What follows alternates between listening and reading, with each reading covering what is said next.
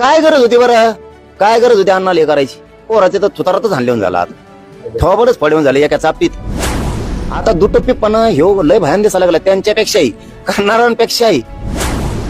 पण मला काय भराचा बसा ना बडे भाऊ आणखी नाही. मला काय खरं वाटत, मला वाटतं हे शिवाकिंग असं काहीतरी मोगम बातम्या लावल्या का मी स्वप्नात दोन ते थोबाडात आणून बघा माय मी जागा आहे का झोपी ते म्हणतो. तर अहो इतका क्रूर हत्या झाली केली.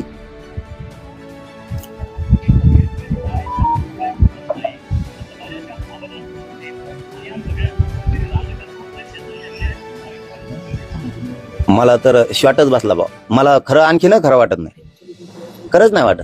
पण मलाही माहिती आहे, तुम्हाला आता 1.5-2 वर्षापासून बघताय मी आहे ते सडेतोड बोलतो आणि आहे ते करतो, विश्वास टाकतो. आम्ही भोळे येतं, भोळेपणाचा फायदा, आम्ही साधेपणाचा भावना आणि फायदा हे जर राजकीय स्वार्थासाठी उठलत असले तर मराठ्यांना सावध व्हावं लागत. मला तर आता इकडून एक जण सांगतोय की 4 घंटे म्हणते, 4.5 घंटे.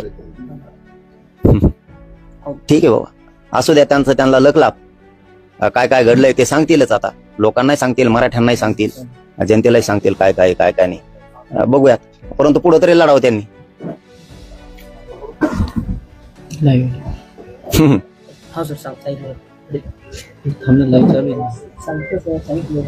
अवघड आहे, शॉक आहे.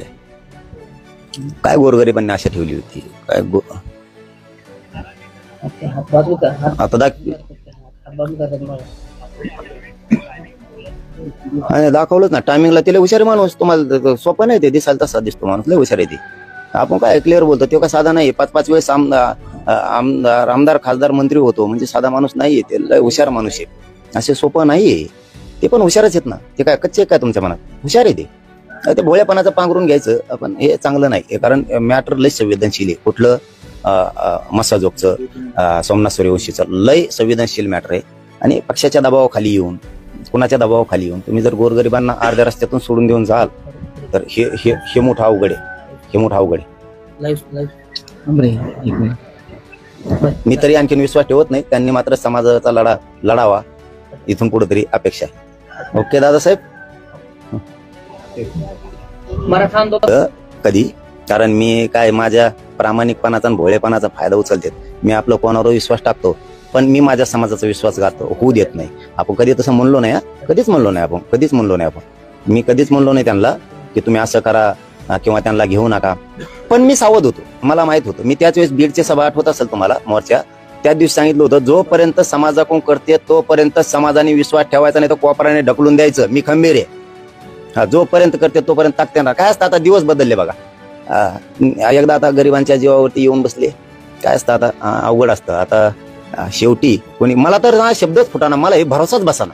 म्हणजे बार जे शब्द वापरतो ना मी, की एक दस हे जे लोक म्हणत होते आमचे पोरं, काही पोरं असे होते 300-350 पोरं की जिंदगीत त्यांनी यांचं तोंड सुद्धा बघितलेलं नाही. अशा पोरांनी त्यांचं काम केलेलं आहे. असे राज्यातले सुद्धा काही पोरं असे आहेत की ते कधीच मान्य करत नव्हत्या, कधीच मान्य करत नव्हते, कधीच.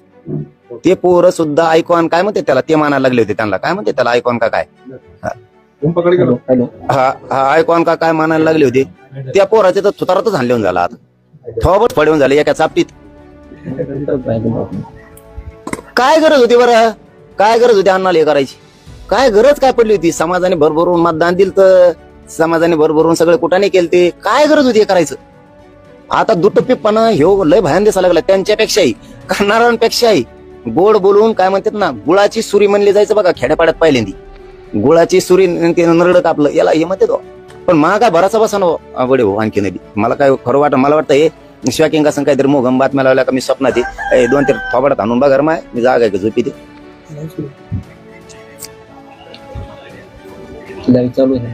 मी नाही माझ्यापेक्षा माझ्या समाजानं एवढा विश्वास टाकला होता, एवढा, की न्याय मिळणार, सरकारला मुजिणार नाही, कोणाला मुजिणार नाही, पण हा धसांना फुल ताकदीनं लढणार असा विश्वास गोरगरिबांनी टाकला होता. साहेब तुम्ही कोणाला फसवा, पंतप्रधानाला फसवा, मुख्यमंत्र्यांना फसवा, पण गोरगरिबांना जर फसवलं, त्यांच्या जर अन्नात माती काढली तर पिढ्यांना पार ते शाप शिवाय देतील.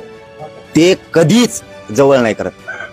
डोळ्यात पाणी असतं त्यांच्या, कुणी अश्रू पुसायला नसतं. मग जातीचा कोणत्या गरीब असू द्या, त्याला अश्रू पुसणारा एखादंच दैवत उठतं आणि एखादाच माणूस उठतो. तसा हा नेता उठला होता, तर वाटलं होतं की बाबा अरे, पण आता काय झालंय काय नाही.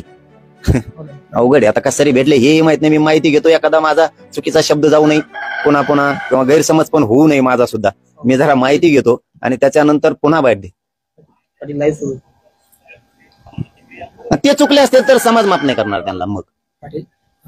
जी दादा, जी ओके. हा बोलतात ना.